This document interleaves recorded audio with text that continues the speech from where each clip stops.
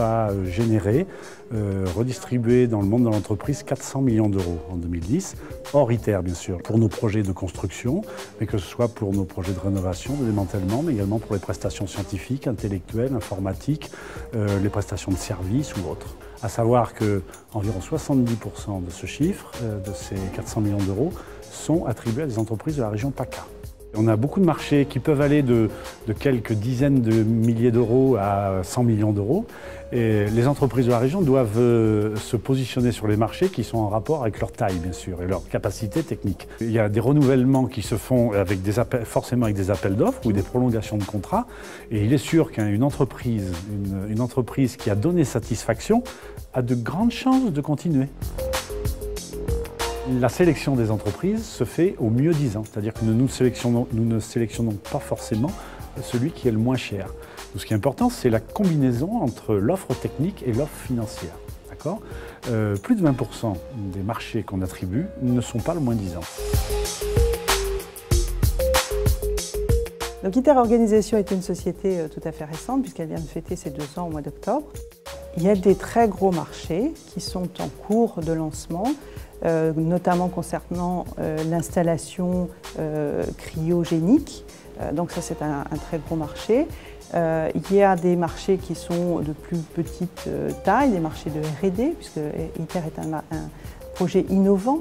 Aujourd'hui, ce n'est pas le moindre coût, c'est le mieux disant parce qu'on a des exigences de qualité de service qui sont très importantes et qui sont clés, je dirais, pour la réussite du projet.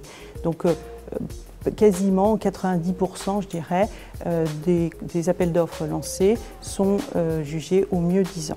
C'est très important, effectivement, que les entreprises prennent contact avec nous, soit de manière directe. Alors, évidemment, c'est très ambitieux pour moi de dire que je recevrai tout le monde, ce n'est pas possible, on n'est pas encore suffisamment gréé pour ça. C'est pour ça qu'on a mis en ligne un accès direct. Les entreprises peuvent mettre des transparents qui permettent de présenter l'entreprise, etc., comme si elles nous le présentaient, et ça permet de les contacter ou de les rajouter sur les listes des fournisseurs potentiels.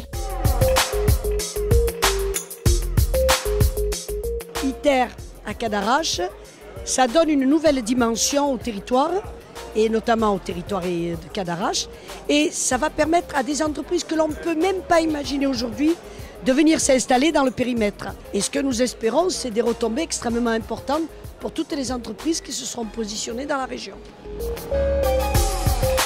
Il y a une volonté manifeste de la direction d'ITER à tous les niveaux pour s'appuyer sur le tissu industriel de la communauté en priorité. Puis on voit bien que les besoins sont énormes, que ce soit en matière de communication, que ce soit en matière de logistique, en matière de restauration. L'objectif de participer à cette manifestation est de pouvoir rencontrer des personnes dans le secteur du nucléaire, car nous avons un projet de développement dans ce secteur-là.